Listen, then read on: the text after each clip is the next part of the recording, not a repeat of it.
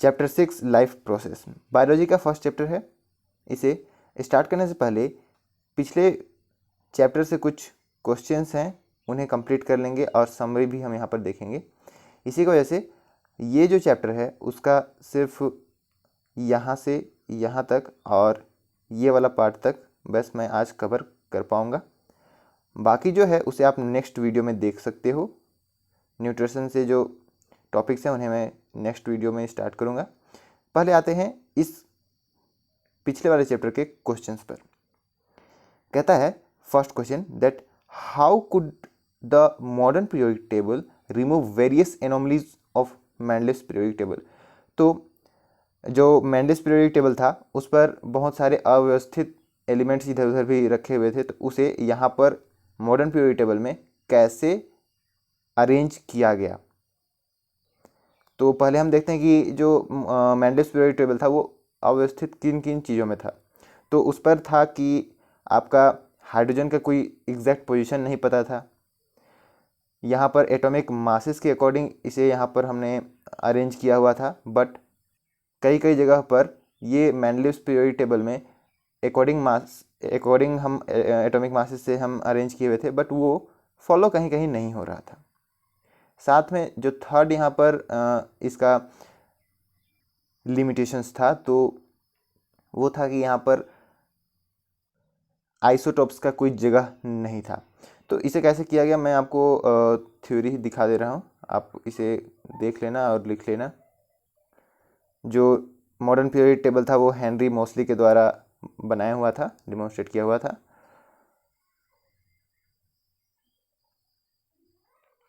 All right.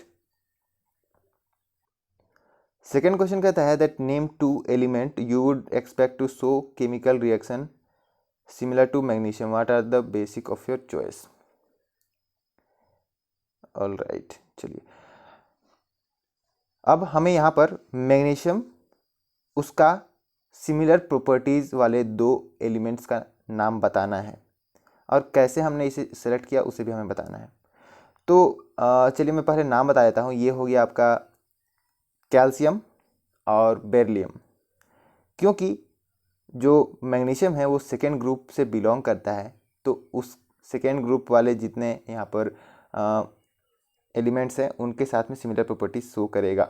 इसी की वजह से हमने वो चूज़ किया। थर्ड कहता है name 3 element that have the single electron in their outermost shell. Outermost shell में सिंगल इलेक्ट्रॉन वाले 3 हमें यहाँ पर एलिमेंट्स का नाम लिखना है। तो हाइड्रोजन हो गया सबसे फर्स्ट, उसके बाद में लिथियम और सोडियम। फर्स्ट ग्रुप से हमने ये तीनों एलिमेंट लिए हुए हैं। क्वेश्चन नंबर बी वाला कहता है that 2 element that have 2 electron in their outermost shell. तो आउटरमोस्ट सेल में जैसा कि अभी अभी हमने यहाँ पर देखा सेकेंड क्वेश्चन पर, मैग्नीशियम वाला beryllium, magnesium, calcium. Alright. C आता है 3 element with filled outermost shell. तो फील्ड आउटरमोस्ट सेल यानी कि जिसके बाद मतलब जो इनर्ट हो, यानी कि ऐसे एलिमेंट्स जिसे हमने पीरियोडिक टेबल पर सबसे लास्ट में उधर रखा हुआ है। तो वो हो गया हीलियम, नियॉन, क्रिप्टन। 3 ही लिखना है। All right. चौथा नंबर में आते हैं lithium, sodium, potassium are all metals and react with water to liberate hydrogen gas. Is there any similarity in the atoms of these elements. तो लिथियम, सोडियम और potassium जो है ये सभी क्या करते हैं, आउटर मोस्ट सेल में एक इलेक्ट्रॉन रहता है इन सभी का। इसी की वजह से ये जो है हाइड्रोजन गैस लिबरेट करते हैं जब वाटर के साथ में रिएक्ट करते हैं। तो ऑलराइट, तो सिमिलरिटीज़ भी मैंने यहाँ पर बताया। 4 का बी देखते हैं। Helium is an unreactive gas and neon gas is an extremely low reactivity, what anything do their atom have in common. तो उनका एटम में कॉमन ये है कि आउटर मोस्ट सेल यहाँ पर जो आउटर मोस्ट सेल जो है वो कम्प्लीटली फिल्ड है। हीलियम में 2 है और नियॉन में 10 है। तो यहाँ पर जो आउटर मोस्ट सेल है वो कम्प्लीटली फिल्ड है। हीलियम का आउटर मोस्ट सेल में 2 है, नियॉन का आउटर मोस्ट सेल में 8 है। टोटल यहाँ पर 10 है नियॉन वाले और हीलियम वाले 2। क्वेश्चन नंबर 5 में आते हैं दैट यहाँ पर कहता है कि in modern periodic table which are the metals among the first 10 element. पहला 10 एलिमेंट में से कौन से मेटल्स हैं। तो मैं सबसे पहले फर्स्ट 10 एलिमेंट्स का नाम यहाँ पर बता दे रहा हूँ। Hydrogen, helium, lithium, beryllium, boron, carbon, nitrogen, oxygen, fluorine, neon. ये 10 हो गए। इनमें से आप देख सकते हो कि हाइड्रोजन और हीलियम ये दोनों नॉन मेटल्स हैं। उसके बाद में लिथियम और बेरिलियम मेटल्स है, और बाकी जितने भी यहाँ पर हैं boron, carbon, nitrogen, oxygen, fluorine, neon, ये सभी नॉन मेटल कैरेक्टरिस्टिक्स शो करते हैं। क्वेश्चन नंबर 6 में आते हैं that by considering their position in periodic table which one of the following element would you expect to have maximum metallic characteristics. इनमें से किन का मैक्सिमम मेटेलिक कैरेक्टरिस्टिक्स आप बता सकते हो just by looking the periodic table. तो periodic table पे सबसे लेफ्ट साइड में जो भी यहाँ पर आपको मिलेगा एलिमेंट, वो सबसे ज़्यादा मेटेलिक कैरेक्टरिस्टिक्स शो करेगा। तो यहाँ पर तो मुझे दिख रहा है बेरिलियम, Be। ऑलराइट, अब आते हैं हम यहाँ के समरी पर। फर्स्ट पॉइंट कहता है कि एलिमेंट को क्लासिफाई किया हुआ है उनके प्रॉपर्टीज़ के सिमिलरिटीज़ पर। प्रॉपर्टीज़ मैच कर रहे हैं, एक ग्रुप पे आप रह जाओ, इस तरीके से। कहता है कि Dobereiner group the element into triad. Dobereiner ने एलिमेंट्स को ट्राइड्स में, मतलब कि 3-3 के ग्रुप में रखा, और न्यूलैंड्स ने यहाँ पर लॉ ऑफ ऑक्टेव के हिसाब से 7-7 लाइन में उन्होंने एलिमेंट्स को रखा। और ऑक्टेव कहने का मतलब कि जो 8वां एलिमेंट आएगा वो पहला एलिमेंट के साथ में सिमिलर प्रॉपर्टीज शो करेगा, इस तरीके से न्यूलैंड ने वहाँ पर कहा।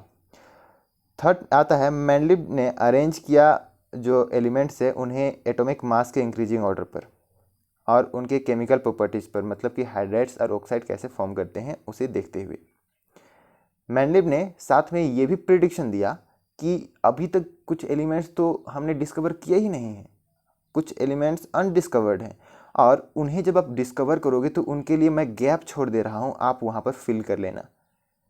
ऑलराइट, बहुत अमेजिंग उन्होंने यहाँ पर जो सोचा था, जैसा सोचा था एग्जैक्टली वही हुआ। अगला पॉइंट कहता है कि जो मैंडलिब्स का पीरियोडिक टेबल था उस पर जो एनोमलीज थे अरेंजमेंट के, उन्हें मोस्टली के द्वारा यहाँ पर सुधारा गया, और उन्होंने यहाँ पर एटॉमिक मास के बेसिस पर अरेंज करने को रिप्लेस करके एटॉमिक नंबर का कॉन्सेप्ट उन्होंने लाया, और जिससे जो भी यहाँ पर लिमिटेशंस थे वो सभी क्लियर हो गए। अगला पॉइंट आता है that element in modern periodic table are arrange in 18 vertical columns called group, और 7 हॉरिजॉन्टल रो जो है पीरियड्स। ऑलराइट, लास्ट यहाँ पर पॉइंट है, एलिमेंट्स जो हैं वो पीरियोडिसिटी यहाँ पर दिखाते हैं प्रॉपर्टीज़, जैसे कि एटॉमिक साइज का, यानी कि कुछ जैसे हाइड्रोजन हीलियम हो गया, उसके बाद लिथियम का जो प्रॉपर्टी है वो हाइड्रोजन से मिलता है। ऑलराइट, उसी तरीके से atomic size, valency, combining capacity, metallic और नॉन मेटेलिक कैरेक्टर, इन सभी का यहाँ पर ये प्रॉपर्टीज़ को पीरियोडिकली यहाँ पर सेम शो करते हैं। आते हैं चैप्टर 6 लाइफ प्रोसेस पर। लाइफ प्रोसेस कहने का मतलब ये है, यहाँ पर हम बात करने वाले हैं लाइफ के बारे में, लिविंग थिंग्स के बारे में, उनके डेवलपमेंट्स के बारे में, उन्हें कैसे यहाँ पर न्यूट्रिशंस मिलते हैं उनके बारे में, और लाइफ का जो प्रोसेस है उस प्रोसेस के बारे में। चलिए देखते हैं एनसीईआरटी क्या कहता है। कहता है कि हम कैसे अलाइव और नॉट अलाइव चीज़ों में डिफरेंस करेंगे, यानी कि living things and non living things में हम कैसे यहाँ पर डिफ्रेंशिएट करेंगे। कहता है कि जैसा हम देखते हैं डॉग का रनिंग करना, काऊ का चीविंग करना, या फिर एक आदमी जो कि बहुत ज़ोर से शोरगुल कर रहा है स्ट्रीट पर। ऑलराइट, तो हम कहते हैं कि हाँ भाई ये सब लिविंग बींग्स हैं। क्या हो अगर डॉग या फिर काव या फिर मैन सोए हुए हों, तो हम यहाँ पर कहता है कि हम तब भी ये सोचेंगे कि वो अलाइव हैं, क्योंकि हमें पता है कि वो सांस ले रहे हैं। ऑलराइट, अब कहता है कि अच्छा अगर आप ऐसा सोच रहे हो तो प्लांट्स का बारे में यहाँ पर आप क्या कह सकते हो, प्लांट कैसे आप कहोगे कि वो जीवित हैं। आप कहोगे कि वो हरे भरे दिखते हैं इसीलिए हम कहेंगे हाँ ये जीवित हैं, लेकिन कुछ ऐसे प्लांट्स भी हैं जिनके लीव्स जो हैं हरे नहीं होते हैं। फिर आप कैसे कहोगे? आप कहोगे कि हाँ भाई चलिए वो तो टाइम के साथ में ग्रो हो रहे हैं, इसलिए हम कहेंगे कि वो जीवित हैं। लेकिन उसे आपको प्रिडिक्ट करने के लिए काफ़ी टाइम लग जाएगा ना। आप सामने में देखकर तो नहीं कहोगे कि ये ग्रो कर रहा है। यहाँ पर कहता है कि but a plant that is not visible growing is still alive. आप कैसे यहाँ पर कह रहे हो कि वो अलाइव है? साथ में यहाँ पर कहता है कुछ एनिमल्स जो हैं वो ब्रीथ भी करते हैं तो वो दिखता नहीं है, विजिबल मूवमेंट नहीं होते हैं। इसीलिए सिर्फ देख करके हम यहाँ पर नहीं बता सकते हैं कि, देख करके हम बता सकते हैं लेकिन उतना ही काफ़ी नहीं है बताना कि वो लिविंग थिंग्स हैं। ऑलराइट, आगे बढ़ते हैं। Second paragraph. अगर हम मॉलिक्यूल्स का बात करें, मॉलिक्यूल्स तो हमारे आइज़ में अगर हम देखें आइज़ से तो वो बहुत इनविजिबल हैं, वो यहाँ पर दिखते नहीं हैं। तो उनका मूवमेंट्स को हम कैसे कैप्चर करेंगे? हम कैसे बोलेंगे कि वो मूव कर रहे हैं, वो जो है जैसे कि वायरसेस जो हो गए वो ट्रूली अलाइव हैं या फिर अलाइव नहीं हैं? ऑलराइट, हमारे बॉडी के अंदर में या फिर जितने भी लिविंग थिंग्स हैं उनके अंदर में मॉलिक्यूलर एक्टिविटी हो रहा है, मॉलिक्यूल्स हमेशा यहाँ से वहाँ मूव कर रहे हैं अंदर में। सो मॉलिक्यूलर मूवमेंट लाइफ के लिए नेसेसरी है। लेकिन यहाँ पर कुछ ऐसे भी हैं जैसे कि वायरसेस, ये मूवमेंट शो नहीं करते हैं, मॉलिक्यूलर मूवमेंट शो नहीं करते हैं, लेकिन फिर भी मतलब तब तक नहीं करते हैं जब तक वो किसी सेल के कांटेक्ट में ना आए और कोई सेल को इन्फेक्ट ना कर दे। लेकिन हम यहाँ पर ये प्रिडिक्ट नहीं कर सकते कि वो ट्रूली में अलाइव हैं या नहीं, अगर वो कोई मॉलिक्यूलर मूवमेंट शो नहीं कर रहे हैं तब। अब अगर हम बात करें कि मॉलिक्यूलर मूवमेंट लाइफ के लिए क्यों ज़रूरी है, why are the molecular movement needed for life,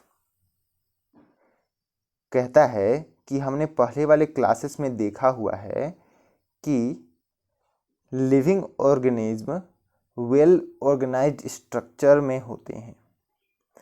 उनका जो बनावट है उनमें टिश्यूज़ होते हैं, उन टिश्यूज़ पर सेल्स होते हैं और सेल्स का भी वेरियस कंपोनेंट्स होता है।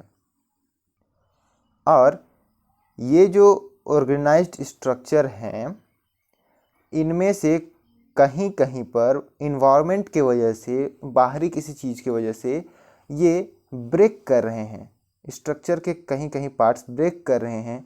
और इस ब्रेकिंग को हमें यहाँ पर हमेशा सुधारते रहना होता है।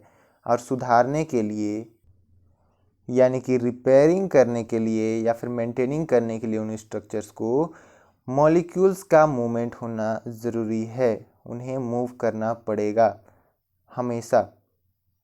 कभी भी आप देखो, अभी अगर आप बैठकर पढ़ रहे हो तो आपके बॉडी के अंदर में बहुत सारे मूवमेंट्स हो रहे हैं, मॉलिक्यूलर मूवमेंट्स हो रहे हैं, जिसके बारे में अभी आपको पता ना भी हो या फिर पता आपको हो भी, लग भी रहा होगा कहीं कहीं कुछ कुछ मूवमेंट्स हो रहे हैं। तो ये सभी मूवमेंट्स जो हैं लाइफ को चलाने के लिए काफ़ी इम्पॉर्टेंट मूवमेंट्स हैं। चलिए बढ़ते हैं 6.1 व्हाट आर लाइफ प्रोसेसेस।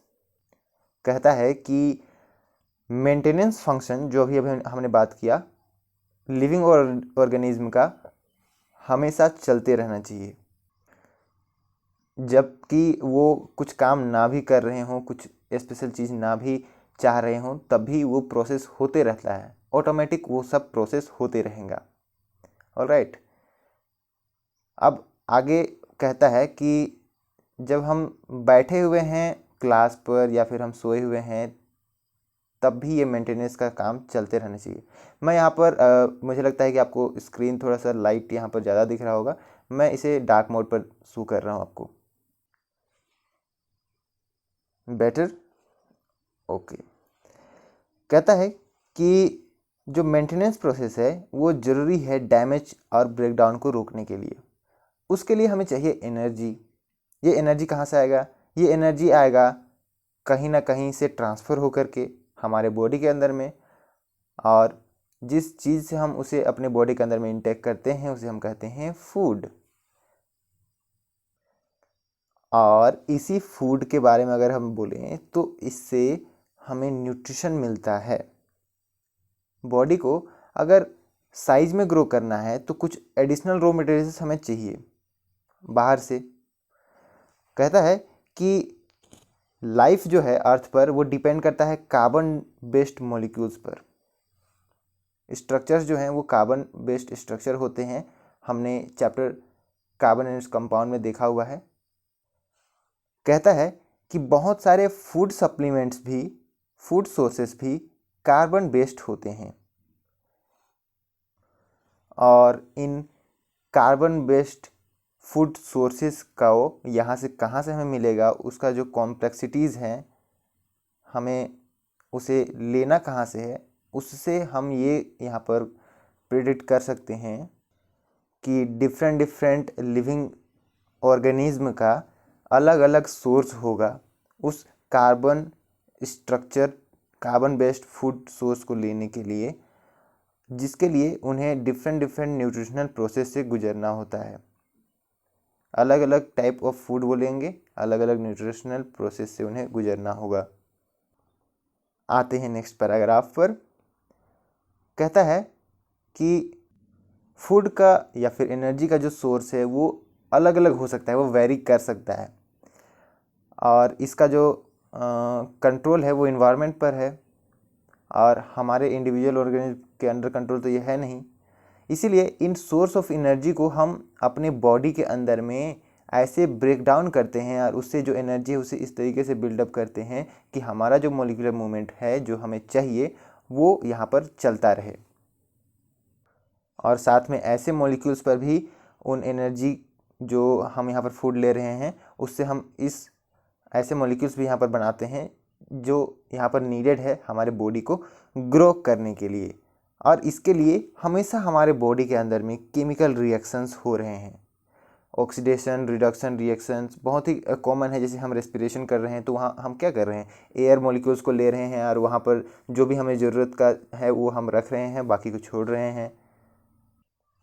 सो ये ऑक्सीडेशन रिडक्शन का जो रिएक्शन है वो काफ़ी यहाँ पर नेसेसरी है, काफ़ी कॉमन है हमारे मॉलिक्यूल्स को ब्रेक डाउन करने के लिए।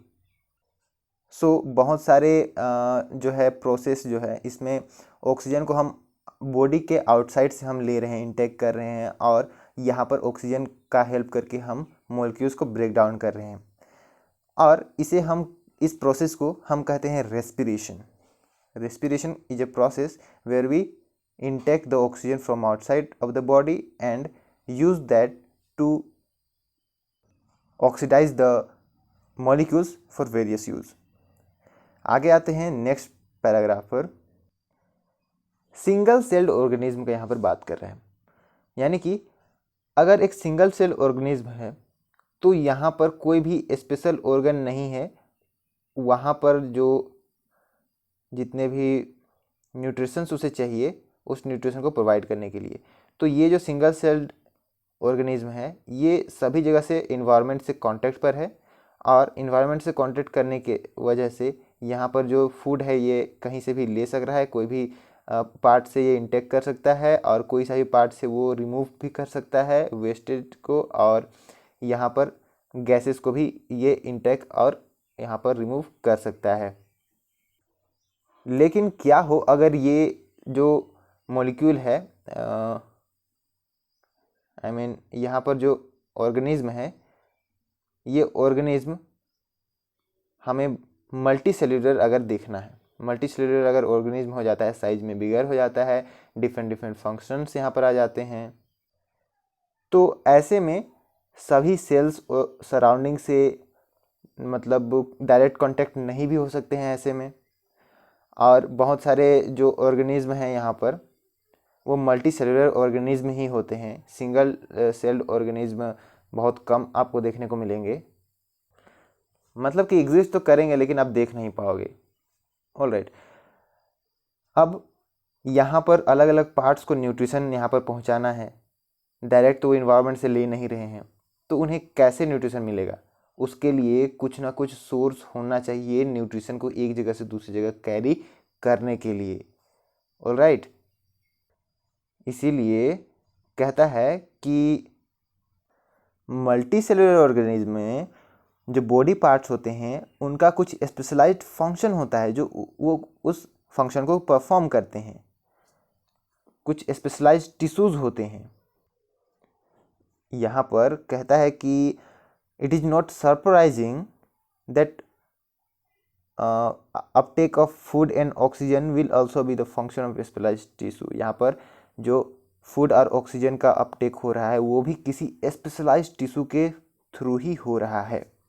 तो इन सभी टिश्यूज से मिलकर हमारे जो बॉडीज़ बने हुए हैं डिफरेंट डिफरेंट प्रॉपर्टीज़ शो करते हैं, डिफरेंट डिफरेंट यहाँ पर फंक्शंस यहाँ पर करते हैं।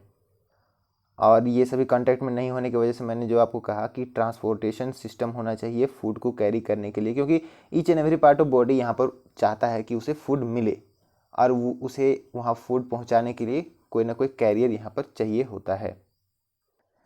नेक्स्ट पैराग्राफ कहता है कि जब हम केमिकल रिएक्शंस देखते हैं तो उस पर हमें कुछ प्रोडक्ट मिलता है और कुछ बाय प्रोडक्ट मिलता है।